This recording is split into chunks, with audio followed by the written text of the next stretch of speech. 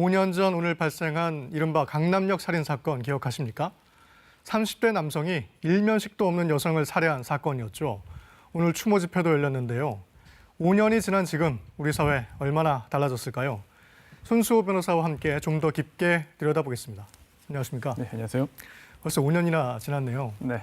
당시 강남역 살인 사건은 여성에 대한 폭력의 심각성을 일깨워준 계기가 됐죠. 네, 그렇습니다. 벌써 5년이 지났는데요. 네. 2016년 5월 17일 새벽 1시경 발생한 사건이죠. 네. 당시 30대 남성 김모 씨가 강남역 근처의 한 노래방 화장실에 숨어 있었습니다. 네. 그러다가 그 화장실에 들어온 20대 여성을 여러 차례 흉기로 찔러서 살해했고요. 징역 30년형이 확정됐습니다. 네. 당시 범행 동기가 논란이었는데요. 수사와 재판을 통해서는 심각한 조현병에 의한 범죄로 결론이 나왔죠. 네. 하지만 당시 화장실에 먼저 들어왔다가 나간 남성 6명은 그대로 돌려보냈습니다. 네. 그리고 처음 들어온 여성을 살해했기 때문에 이게 여성 혐오 범죄로 봐야 되는 거 아니냐라고 하는 의견도 있었습니다.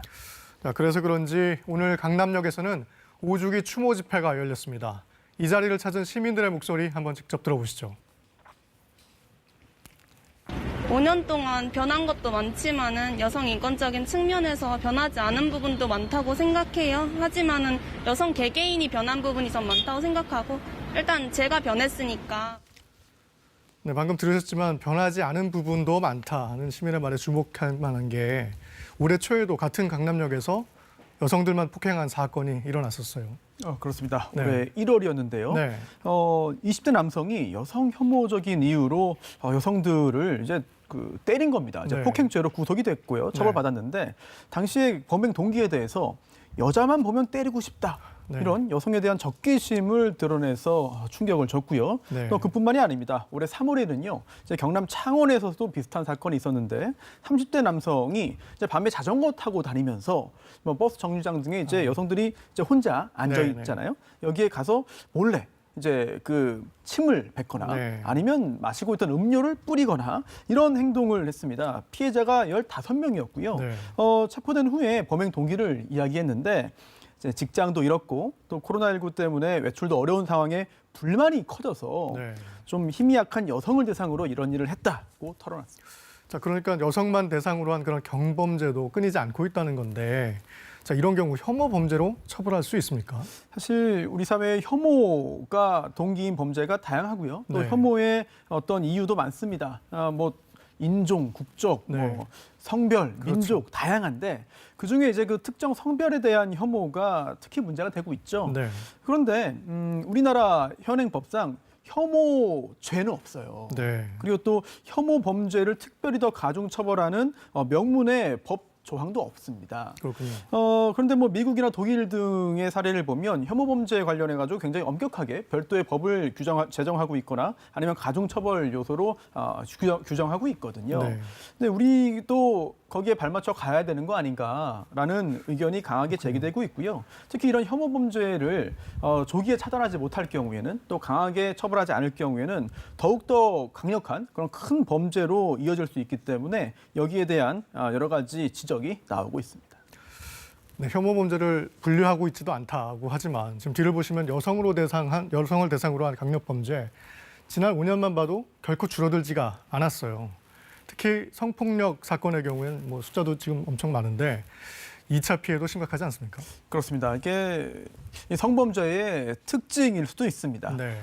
성범죄 사건이 이제 보도가 되면 피해자가 누구냐, 네. 피해자가 어떤 사람이냐, 그 사람은 원래 어떤 평판을 가지고 있던 사람이냐.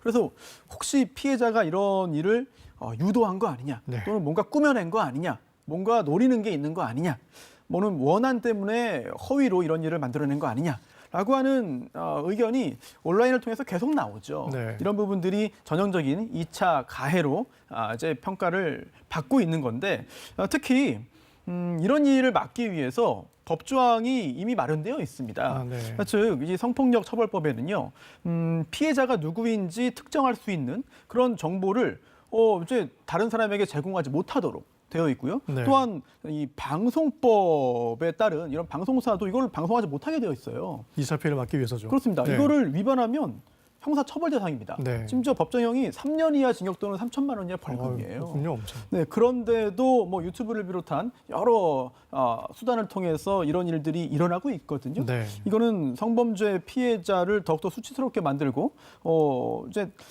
신고를 정확히 하지 못하도록 만들기 때문에 네. 뭐 굉장히 큰 사회적 문제를 야기하고 있습니다.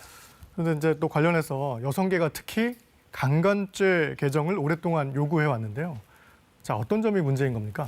네, 현행 강간죄 규정을 보면은요, 네. 요건이 있습니다. 바로 폭행 또는 협박인데요. 네. 그런데 법정원에는 폭행 또는 협박이라고 되어 있지만 우리 대법원은 판례를 통해서 굉장히 엄격하게 네. 요건을 더 강화하고 있습니다. 즉 상대방의 한 거를 이제 반항을 불가능하게 하거나 네. 아니면 현저히 곤란하게 만들 정도의 폭행 또는 협박이 있어야만 강간죄로 보거든요. 네. 이거 너무 범위가 좁은 거 아니냐, 너무 엄격한 거 아니냐라는 지적이 있는 것이고요.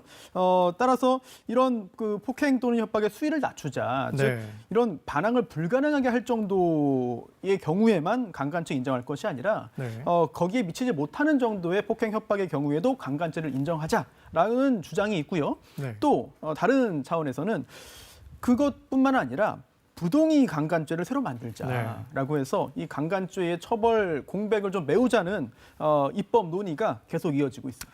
네. 할 말이 참 많은데 시간상 지금까지 마치겠습니다. 지금까지 손수호 변호사였습니다.